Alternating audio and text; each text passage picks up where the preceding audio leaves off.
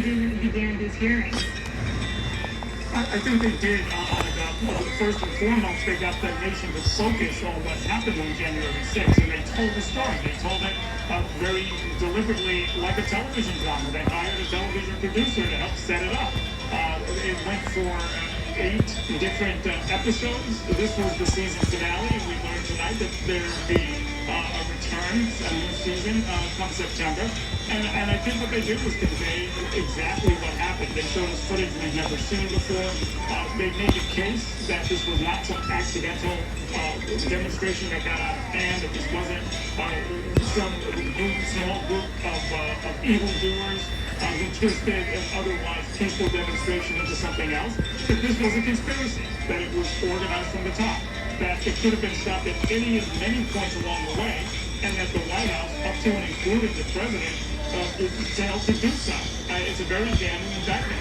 What follows from that, of course, are a number of possibly legal and certainly political consequences, but I think they accomplished what they wanted to do, which was to get people to focus on exactly what happened, get past talking points, get past partisan politics, and get a really clean record of what happened on that terrible day. A clean record with so much evidence and so much testimony. And you say regardless of what may or may not happen in terms of the Justice Department, but we did hear Representative Kinzinger say that the committee is intending to make legislative proposals to avoid a repeat of what he called a stain on our nation's history. Yeah, that's right. I mean, it's important to keep in mind, at the end of the day, this is a congressional hearing. And the congressional hearings are primarily for the purpose of surfacing ideas and facts and policies that can be converted into laws. And there's a crying need here. I think we've seen it night after night as we watch these hearings. There's a crying need to really clarify that when the Vice President presides over the counting of electoral votes, that is purely ministerial. It's not as if the Vice President can get up and start deciding which states have sent valid blocks of electors to be counted or not counted. It just doesn't work that way.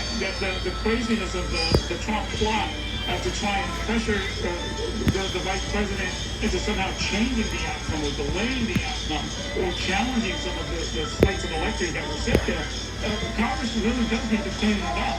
It's a 19th century law, certainly needs an update. Nobody ever anticipated that something like this could happen, but now that it has happened, we have to make clear that it should never happen again. And I'm glad to hear Congressman Kinzinger point to that, because it's going to be one of the most important outcomes here. Yeah, certainly after what we saw happen on January 6th. Cleo, let me bring you in here. There was a very interesting point that you had made earlier, and Ms. Cheney alluded to it toward the end here, pointing out that so many of the key witnesses had been post-Trump allies, but that his behavior in trying to overturn the election that he knew he had lost was really a bridge too far for them. And it was interesting, one after another, to hear from them over the